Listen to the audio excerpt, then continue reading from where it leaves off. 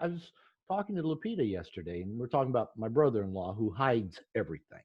He's Mm. 70 years old, and he still like, hides everything. And I was telling her we were driving back from Starbucks, where you enter in one door now and have to go out another one, all that.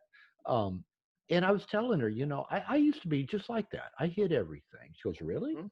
And I said, yeah, I was very much that way. And I said, it was such a relief when I found safe places to just start telling everything I never wanted anybody to know about me. And Hmm. that was 25 years ago. That's how I began my hero's journey, was finding a safe place to just begin revealing me. And I said, now, like in all of my interviews and podcasts and my writings, I just put all my mistakes out there. And Hmm. two things that come from that, at least two things, is one is guys will say, Robert, thank you.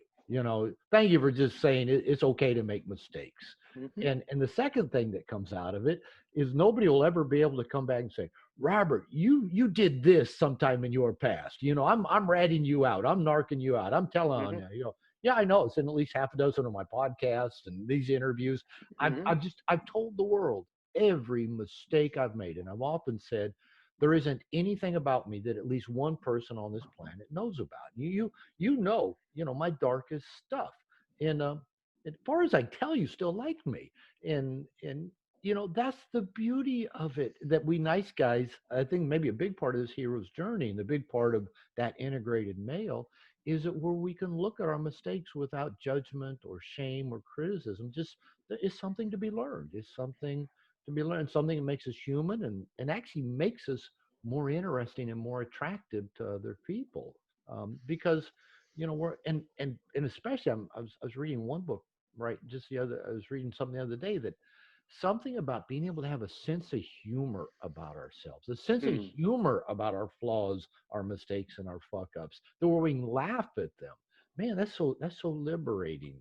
And so I like the way that you've set this model up, that a big part of this is just being seen, being real, Mm. being human, being Hmm. imperfect. Hmm.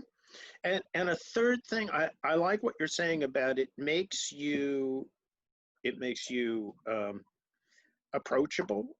It makes you in a sense uh, invulnerable to attack because you are so vulnerable. Yeah. But the third thing about it makes you more human. I want to add to that, along with that, it makes you more identifiable. Like other people can now say, oh, you do that? I do that too. Or I Yeah. did that. Or I'm not alone in my shameful bad habits, Mm. my mistakes, my this, my darkness, my whatever, my greed, my malice, my hatred, whatever it is. Oh, look, the great Dr. Glover, he did it too. And so people can can get a sense that it's okay to be a human being. Yeah, and how liberating. And like some of the, believe it or not, the most inspiring people are me are like, Scott Peck, who wrote The Road Less Traveled. I've heard it's the best-selling self-help book of all time. And he talked about his history of philandering, alcohol issues.